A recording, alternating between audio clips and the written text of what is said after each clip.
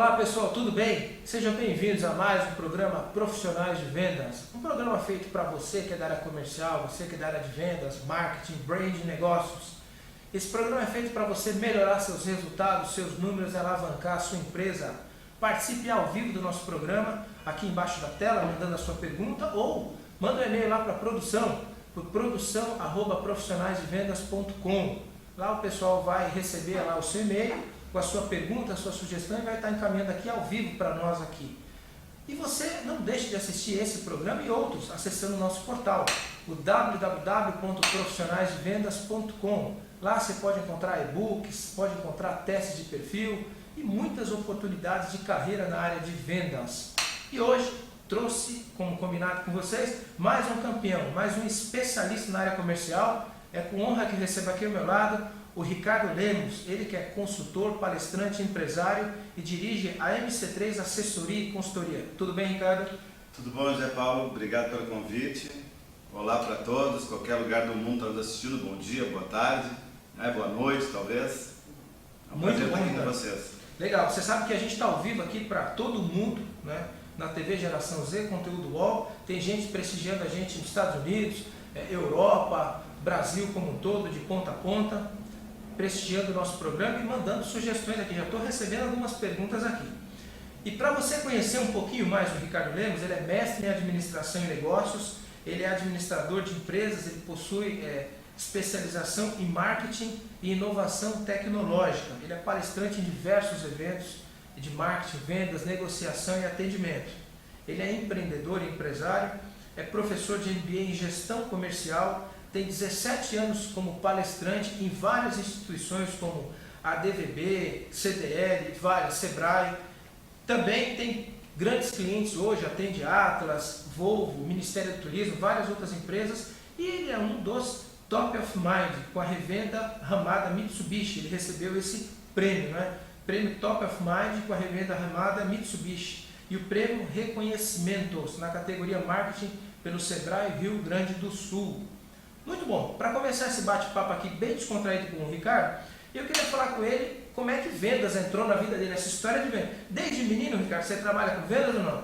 A primeira cena que eu me lembro trabalhando com vendas foi quando eu recebi, na época, alguns reais, alguns cruzeiros, algumas moedas da minha avó, e eu comprei bala e chiclete, montei uma banquinha na frente de casa e comecei a vender. Isso aí devia ter uns 8, 9 anos, né? Depois a gente vai se envolvendo na vida e tal. Fiz muito trabalho de sacoleiro, né? Ia para o Paraguai, comprava produtos, vendia para minhas colegas de trabalho para auxiliar a pagar minha faculdade, né? Então, depois trabalhei por muitos anos como a parte comercial na agência de propaganda, sempre vendendo serviços. Por muito tempo eu não tive escrito na minha carteira vendedor, mas sempre precisei vender muito. E aí quando a gente é um diretor de empresa, a gente precisa vender mais, tem que vender a imagem, tem que vender o produto, tem que vender o serviço, né? Vender a imagem da empresa para o próprio funcionário. Então sempre trabalhando na área de vendas, né? Muito bom. Ricardo, vender é fácil ou difícil? Depende do ponto de vista.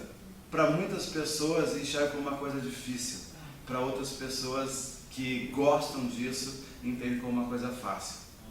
E a gente trabalha com os desafios, né? Percebo assim que desde essa época que eu comecei a trabalhar na parte de vendas, eu via muitas pessoas reclamando do seu dia a dia, reclamando da rotina, reclamando do cliente, reclamando do preço. Isso era uma coisa que me incomodava muito. E eu pensava, mas por que as pessoas reclamam tanto? Por que fazem então? Por que estão reclamando? E algumas coisas eu me identificava também. E à medida que os anos foram passando, mudava o produto, mudava o ambiente onde eu estava, mas as reclamações eram semelhantes. E aí eu percebi quantos desafios nós temos. E aí tem uma grande diferença entre aquelas pessoas que buscam encarar esses desafios e outras que ficam reclamando, né? Então, desafios diversos, né? Como por exemplo, o desafio de... Primeiro, o grande desafio, eu costumo dizer que somos nós mesmos, né? O profissional de vendas, muitas vezes, começa a matar a sua venda com seus pensamentos. Exemplo, hoje está chovendo, eu vou lá naquele cliente, ele vai me dar um chá de banco, quando ele me atender, ele vai dizer, passa a semana que vem, eu vou acabar perdendo meu tempo, não vou vender nada. Já pôs isso na cabeça? Já colocou na cabeça. Né? Então, ou então, alguns colegas que eu tive de loja, quando a pessoa entra, ou algumas empresas que eu trabalhei como consultor, o cliente está entrando, um cutuca o outro, aí, esse não vai vender nada, esse não vai comprar nada. Mas nem abriu a boca. Não, mas só pelo jeito de ele caminhar eu já vi. Então, não existe isso. Por mais experiência que a pessoa tenha, ele consegue saber quem vai comprar e quem não vai? Alguma coisa até ajuda, mas até o cliente abrir a boca, até ele fazer a sondagem e tal, eu não poderia ter esse pensamento, porque isso é uma coisa que atrapalha. Eu costumo dizer nos meus treinamentos, é como se você recebesse um saco de cimento e tijolos. Tem pessoas que fazem isso um muro para tropeçar e outros fazem um degrau para subir.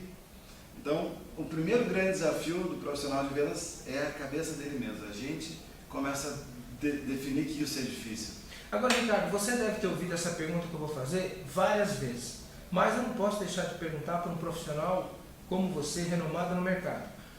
O homem de vendas, o profissional de vendas, nasce vendedor ou aprende a ser vendedor? Os dois. O que eu percebo? Os dois. Tem os dois caminhos. Primeiro caminho, nasceu assim. A pessoa, mas por quê? Porque é uma pessoa comunicativa, é uma pessoa que tem muita atitude, é uma pessoa super proativa. Em todas as atividades, talvez quando estudou na escola, talvez foi o líder na sala de aula, ele participou do time de futebol, time de vôlei, era uma pessoa super envolvida, super engajada. Quando ele vai para o mercado profissional, essas características continuam dentro dele. Então fica muito mais fácil, principalmente a questão da comunicação e da persuasão, fica muito mais fácil para essa pessoa ter sucesso em vendas.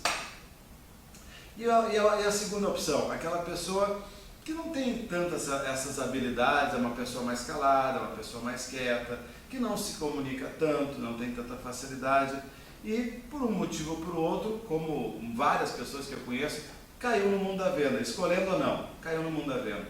É possível melhorar? Com certeza. Basta ele perceber quais as principais características e habilidades que ele tem que desenvolver, como fundamental a comunicação e a persuasão. Pode buscar treinamentos, pode buscar coaching, tem várias ferramentas no mercado que a pessoa pode se desenvolver. Eu conheço muitas pessoas que em 5, 10 anos são profissionais completamente diferentes, porque insistiram nessa carreira e tem muito sucesso. Estou com uma pergunta do Valdomiro Diniz aqui de São Paulo. Ele disse que ele tem um excelente vendedor que ele quer promover para gerente, mas ele tem medo de perder um bom vendedor e ganhar um péssimo gerente. Tem algum cuidado, algum procedimento que você recomenda para evitar esse problema? A história sempre se repete. Isso, eu tenho um amigão meu, que é um irmão praticamente, passou por essa situação, era um excelente vendedor, foi promovido a gerente, e conheço muitas situações como essa. Esses dias eu estava tomando café da manhã num hotel e ouvi exatamente isso. E agora, o que eu faço? Promovo ou não promovo? É muito arriscado, porque pode perder um grande vendedor e perder o posto de gerente. No final das contas, você pode não ter mais o profissional de vendas e não ter mais o gerente de vendas. O que seria interessante? Preparar esse vendedor para esse posto, porque dependendo da operação da empresa, esse novo gerente, talvez, eu não conheço a situação, mas a última coisa que ele vai fazer é vender. Isso, ele vai ter que gerenciar as pessoas. Isso é que eu queria comentar com você, que tem uma grande, às vezes as pessoas não entendem isso. Qual é a diferença entre ser um vendedor e ser um gerente de vendas? É bastante diferente, não? Sim, porque... Tem que entender do produto para ser gerente, ou não? Tem que ter um conhecimento, mas dependendo da situação, talvez não precise ser um conhecimento profundo. Entendi. Mas ele tem que ter uma visão do processo, ele tem que ter muita experiência como líder, saber liderar, porque ele precisa extrair resultados com essa equipe de vendas. E às vezes, quando é um profissional de vendas que foi promovido, vamos supor que ele está lá numa equipe de 5, 10 colegas, ele é promovido. Ele jogava futebol com os colegas e tal, ia almoçar, ia tomar cerveja e tal. Ok, amigo, mas de uma hora para outra ele muda na hierarquia e tem alguns colegas que não entendem isso. E aí fica mais difícil de liderar, então ele precisa ter muitas habilidades na questão de liderança. não só conhecimento profundo no produto, porque senão ele vai continuar sendo um vendedor e não vai buscar tanto resultado para a sua equipe. Excelente. Pessoal, para você que ligou agora aí à internet, está acompanhando a gente, eu estou batendo um papo com o Ricardo Lemos, ele que é mestre em administração e negócios e também é empresário, sócio-diretor da MC3 Assessoria e Consultoria, especializada aí na área de vendas e marketing. Ricardo, muito bom. Eu queria que você falasse um pouquinho dos campeões em vendas, aquele pessoal que bate meta, resultado, que sempre se destaca. O que eles têm em comum? Isso foi uma coisa que, como eu falei no início da entrevista, né, desde lá de muito pequeno eu venho preocupado com isso. Eu sempre observo, sempre analiso muito e algumas coisas que chamam a atenção que a gente percebe que está em comum em todos. A primeira grande situação que eu vejo é que os grandes vendedores, eles adoram vender. E aqueles que não têm tanto êxito assim, adoram reclamar. Adoram reclamar. Então reclama do cliente, reclama do concorrente, que o preço está alto, que o produto não é bom, que a garantia, que o mercado, sempre tem uma culpa.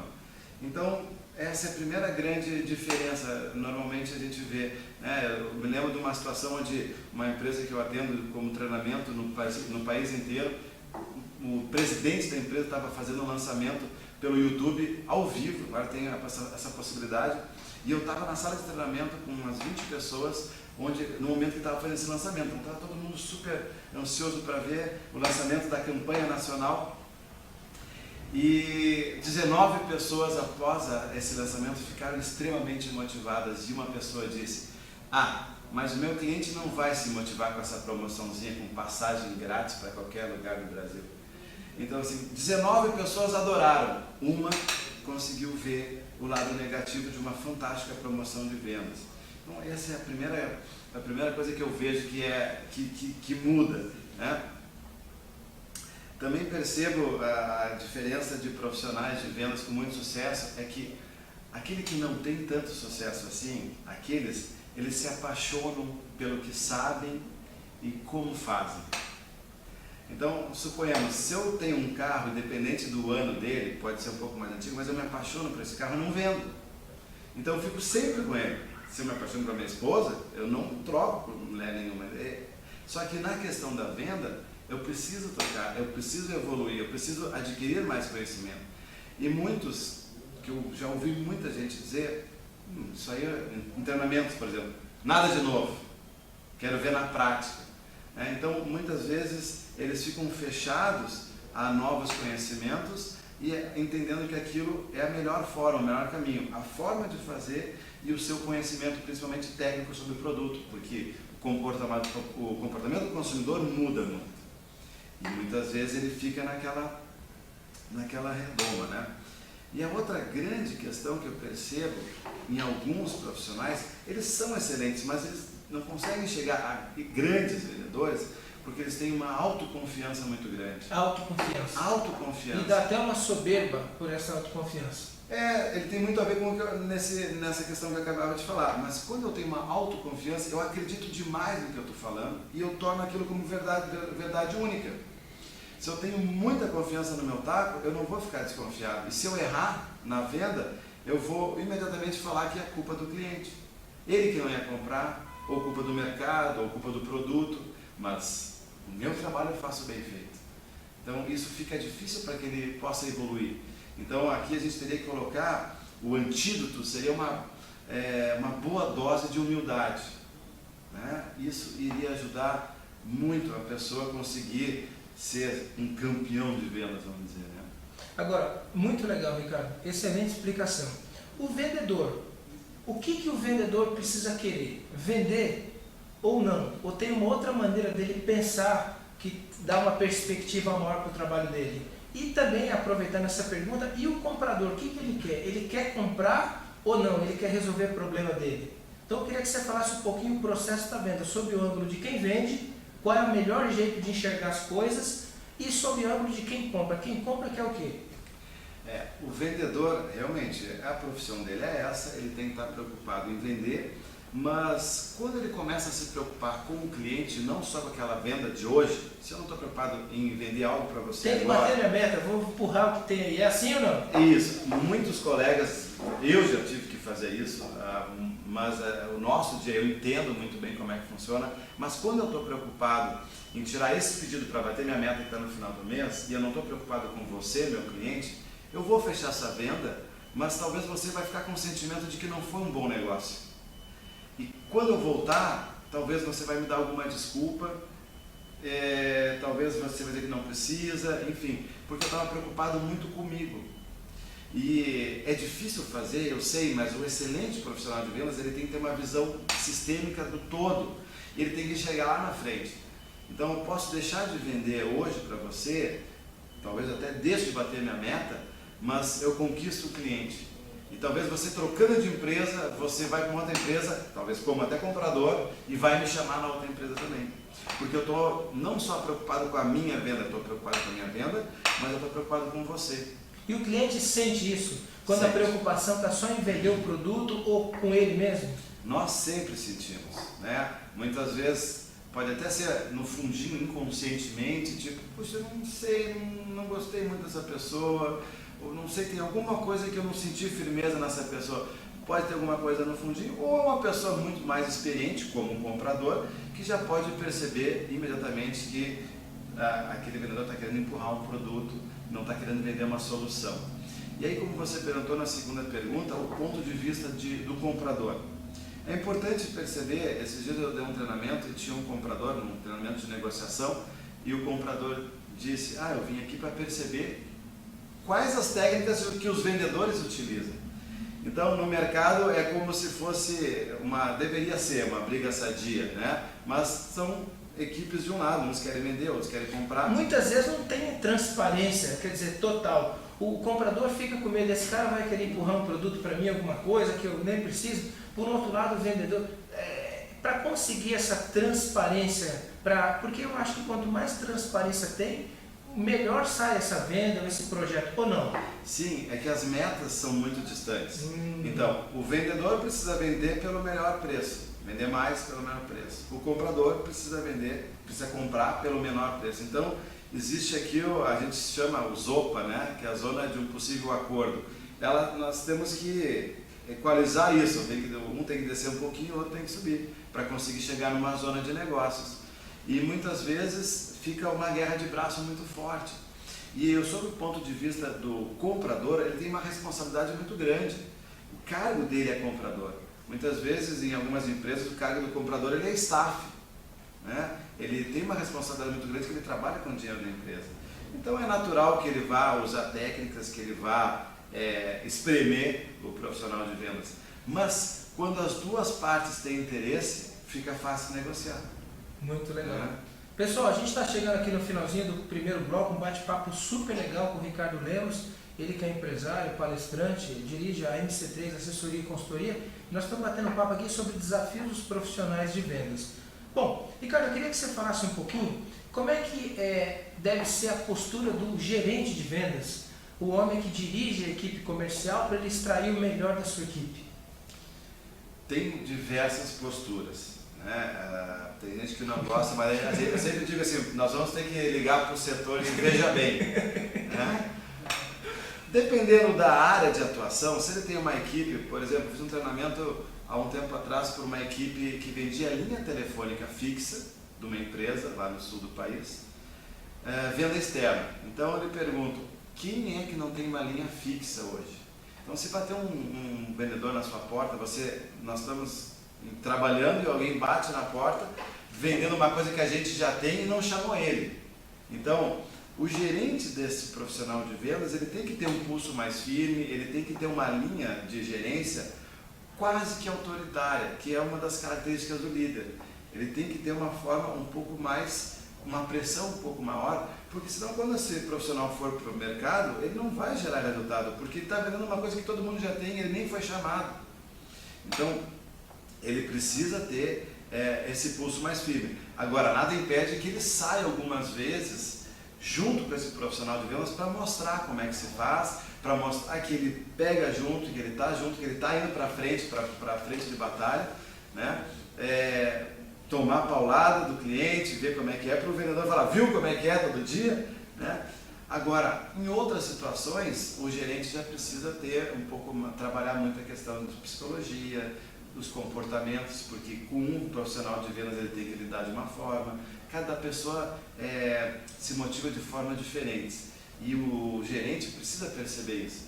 E uma coisa que acontece muito em várias empresas, eu costumo dizer que muitas vezes o gerente ele recebe uma pressão muito grande do seu diretor, muitas vezes até do empresário, né? Cobrando por metas, por vendas, por aumento de vendas. O gerente faz o quê? Repassa essa pressão toda para quem? Para os profissionais de vendas. Os profissionais de vendas olham para os lados, não tem o estagiário, não tem o assistente, ele passa essa pressão para quem? Para o cliente lá na ponta. E muitas vezes ele passa a pressão na hora errada. É importante pressionar o cliente no momento do fechamento, mas se faz uma pressão fora do momento, o cliente desiste da compra. Bom, nós estamos chegando no finalzinho do primeiro bloco. Antes eu vou deixar essa pergunta: o cliente sempre tem razão ou não? O Ricardo responde no segundo bloco. Até daqui a pouquinho.